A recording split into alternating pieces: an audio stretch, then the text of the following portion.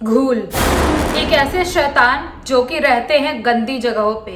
अगर आपका सामना हो गया घूल से तो आप लोग उनसे कैसे बच सकते हो, आज के इस वीडियो में मैं आप लोगों को बताने वाली हूँ। घूल जैसे कि बहुत ही ज्यादा गंदी जगहों पे रहते हैं, जैसे कि वॉशरूम, गंदा नाला, गटर, जहाँ पे लोग सुसु करते पॉटी करते वैसी जगहों पे। लेकिन साथ ही साथ वो लोग बहुत ही ज्यादा खौफनाक होते हैं। वो लोग कैसे किसी को अपने शिकार बनाते हैं और आप कैसे उनसे बच सकते हो, आज के इस वीडियो में मैं आप लोगों को बताने वाली हूँ। क्योंकि आज की स्टोरी जो होने वाली है वो घूल के ऊपर ही होने वाली है। ये स्टोरी मुझे रानी नाम की लड़की ने इंस्टाग्राम पे लिख के भेजी थी, जो कि गुजरात बड़ोदरा की रहने वाली है। बट जो उसके साथ हुआ था ये घटना, वो बड़ोदरा में नहीं, गुजरात में ही स्थित एक छोटे से गांव में हुआ था। वो इतना छोटा गांव था कि वहां पे वॉशरूम वगैरह भी नहीं हुआ करते थे।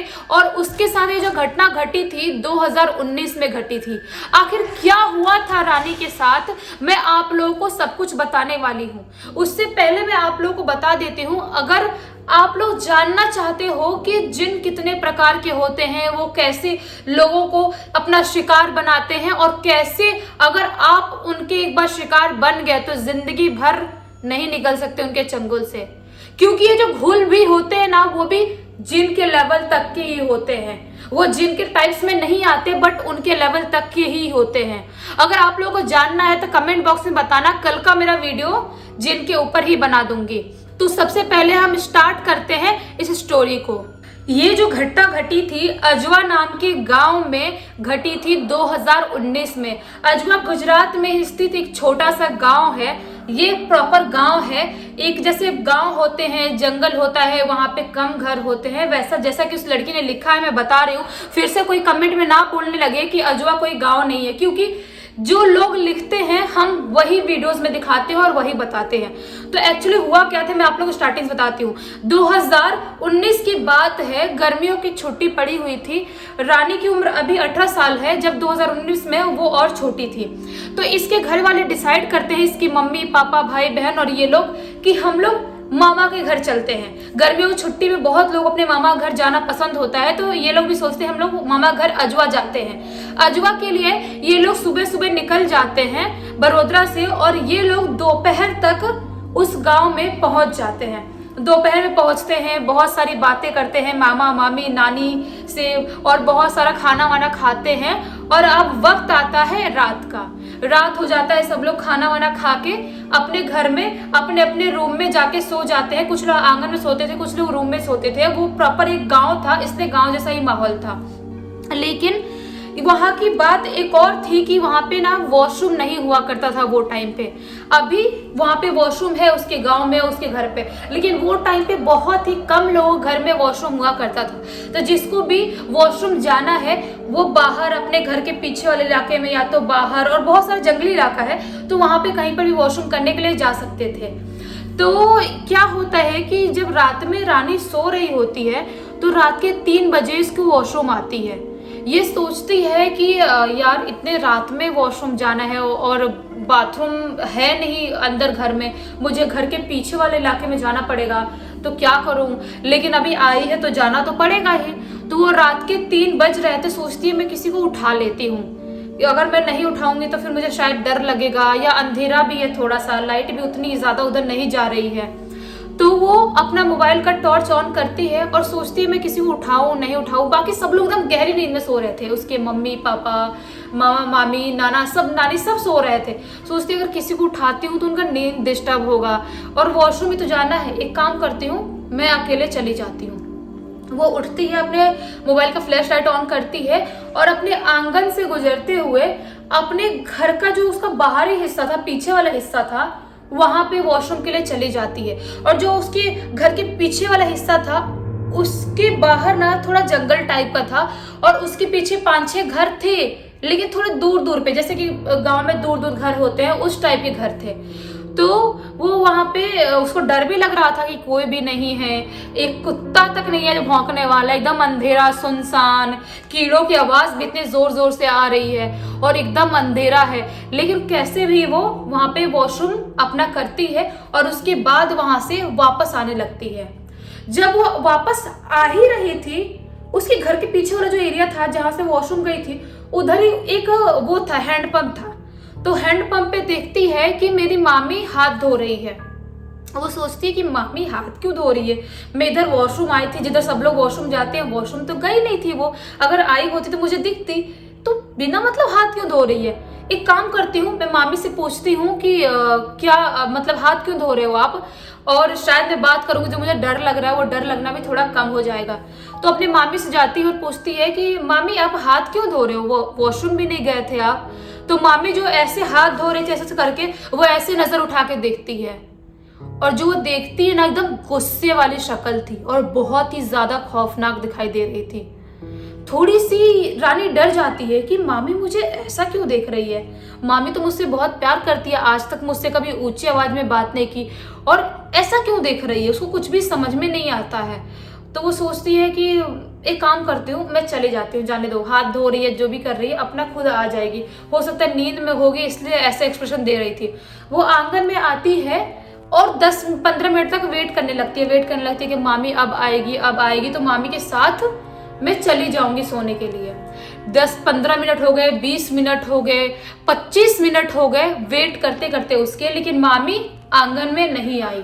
सोचती है एक काम करती हूँ, मैं वापस से जाके देखती हूँ कि मामी पीछे क्या कर रही है, पीछे वाले एरिया में आ क्यों नहीं रही है, आएगी तो फिर जाके सो जाएंगे हम लोग। मुझे भी थोड़ा थोड़ा डर लग रहा है जाने के लिए आंगन से रूम में, और थोड़ा सा ना जो गांव वाला इलाका होता है जहाँ पे घर वर थोड़े जंगली इलाके में होते हैं, तो वहाँ पे थोड़ा डर तो लगता है। और रानी वो टाइम पे छोटी भी थी, अभी 18 साल की हुई है, 2019 में छोटी ही थी, और सबको उस उम्र में डर लगता है, मेरे को भी अपने गाँव जाते मेरे को अभी भी डर लगता है। तो वो वेट कर रही है 25 मिनट तक, 25 मिनट हो गए आ ही नहीं रही। सोचती है काम करती हूँ, मैं वापस जाके देखती हूँ कि मामी क्या कर रही है। जब वो वापस जाती है तो देखती है कि मामी अभी भी ऐसे ऐसे करके हाथ धो ही रही है हैंडपंप पे। उसको समझ में नहीं आता कि अभी भी क्यों हाथ धो रही है, अभी 25 मिनट से हाथ धो रही है, ये कैसे हो सकता है। वो वापस पूछने जाती है कि मामी क्या हुआ, आप अभी तक क्यों हाथ धो रहे हो, चलो सोने।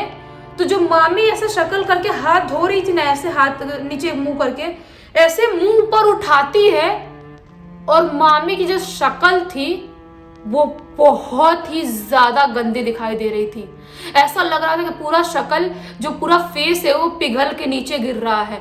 जो हाथ से धो रही थी वहां से पूरा ब्लड टपक रहा है, पूरा खून खून हो गया था जो हाथ धो रही थी हैंडपंप के पास वहां पे। ये मंजर देख के रानी वहीं पे गिर के धड़ाम से बेहोश हो जाती है। समझ में नहीं आता है कि आखिर ये था तो था क्या। उसके बाद रानी को कुछ भी नहीं पता कि उसके साथ क्या क्या हुआ। वहां पे बेहोश होती है।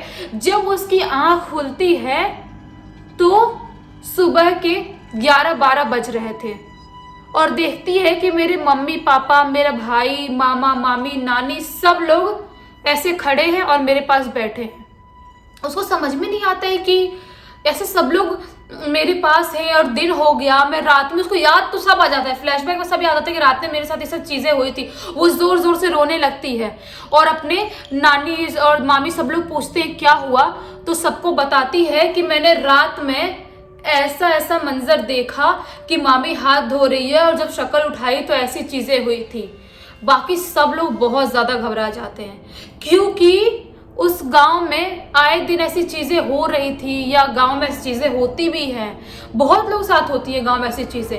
तो बहुत घबरा जाते हैं, सोचते हैं कि अब क्या करें। उसको फीवर बहुत ज्यादा आ चुका था, 105-6 करीब डिग्री का फीवर उसको आया था, जो बिल्कुल भी नॉर्मल नहीं था। उसकी पूरी बॉडी तप रही थी, बहुत ही जोर जोर से रो रही थी, उसका रोना बंद ही नहीं हो रहा था, कांप रही थी डर की वजह से बिल्कुल। सब लोग सोचते कि नहीं, अगर इसको अपन ने ऐसे ही छोड़ दिए तो शायद ये कुछ जो चीज उसने देखी है वो इसके ऊपर हावी हो जाएगी। तो गांव में ही थोड़े ही दूर पे एक पंडित जी रहते हैं, जो बहुत ही बूढ़े पंडित जी, बहुत बूढ़े थे, 80 साल करीब थे। उनको मामा जाते हैं और बुला के लाते हैं। वो पंडित जी आते से देख के ही ऐसे हाथ पकड़ते और देख के ही बोल देते हैं कि इसका सामना कल रात घूल से हुआ, और जो घूल था अच्छा हुआ, किस्मत बहुत अच्छी थी जो इसने उससे ज्यादा बात नहीं की। अगर उसे ज्यादा बात की होती तो ये शायद अभी जिंदा नहीं होती, क्योंकि वो लोग ऐसे होते हैं कि आपको अपनी तरफ अट्रैक्ट करते हैं। अगर आपने ऐसा देख लिया, कोई भी घूल, या आपको डाउट हुआ कि ये इंसान नहीं है और उससे आप ज्यादा बात करने की कोशिश करते हो, उसके पास जाने की कोशिश करते हो, तो उसके लिए आसान हो जाता है कि वो आपकी बॉडी में प्रवेश कर सकता है, क्योंकि उनको वो इतनी आसानी से आपकी बॉडी में प्रवेश नहीं कर सकते जब तक आप उनको बुलाओगे नहीं। क्योंकि आप लोगों में से बहुत सारे लोगों को पता होगा, जो हमारे वीडियोस देखते हैं स्टार्टिंग से, कि भूत प्रेत जैसी चीजें जो होती है वो हमसे ज्यादा स्ट्रांग नहीं होती है। अगर आप उनसे बात करोगे, उनको आवाहन दोगे, उनको इन्वाइट करोगे कि आप आओ, तो वो आएंगे और फिर आपको हार्म करना स्टार्ट कर देंगे। लेकिन आप बिल्कुल भी नहीं डर रहे हो, उनका सामना कर रहे हो, तो आपका कुछ भी नहीं उखाड़ सकते वो। तो वो बाबा बताते हैं, झाड़ फूक करते हैं और एक कुछ लौंग और इलायची जैसा उनको बना के देते हैं, बोलते हैं इसको अभी खिला दो और 2 दिन तक लगातार इसको खिलाना, और उसके बाद से कभी भी इसको रात के टाइम में जिधर दिखा था वो घूल उधर कभी मत जाने देना। उसके बाद जो मामी थी उसकी, वो रानी को गले लगा लेती है और बहुत ही जोर जोर से रोने लगती है कि मेरी वजह से हमारी मतलब भांजी के साथ ऐसा कुछ हो रहा था, और उसके घर वाले बहुत ज़्यादा डर जाते हैं और 2 दिन के अंदर वो लोग वडोदरा वापस आ जाते हैं, क्योंकि वो लोग इतने ज़्यादा डर जाते हैं कि यहाँ पे अगर हमारे बच्चे रहे और किसी के साथ कुछ ऊंच नीच हो गया तो फिर क्या करेंगे। मतलब ये जो कहानी थी, रियल घटना थी, ये बहुत ही ज़्यादा वैसी थी कि मतलब आप किसी को अपना घर वाला समझ रहे हो।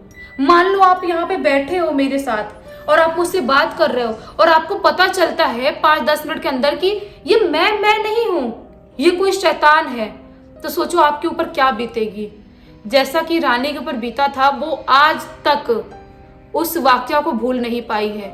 उसकी जब भी आंख बंद करती है, उसकी आंख के सामने सब कुछ मंजर दिखाई देता है। जिसके साथ ऐसी घटनाएं घटती हैं और जो लोग झेल के अभी भी जिंदा हैं और जो अभी भी झेल रहे हैं, बहुत बड़ी बात है। आप लोग बताना कि आप लोगों को ये वीडियो कैसा लगा। अगर आप लोगों को ये वीडियो अच्छा लगा होगा तो इस वीडियो को लाइक कर देना, इस चैनल को सब्सक्राइब कर देना, बेल आइकन दबा के ऑल पे क्लिक कर देना, ताकि जब भी मैं नए वीडियो डालूं सबसे पहले आप लोगों के पास पहुंचे। और आप लोग एक बात बताना कि आप लोगों को जिन के टाइप्स के बारे में जानना है कि नहीं। अगर जानना है तो कमेंट बॉक्स में लिख देना, कल का वीडियो उसी टॉपिक पे आएगा। चलिए कल वापस से मिलते हैं, तब तक के लिए बहुत बहुत धन्यवाद।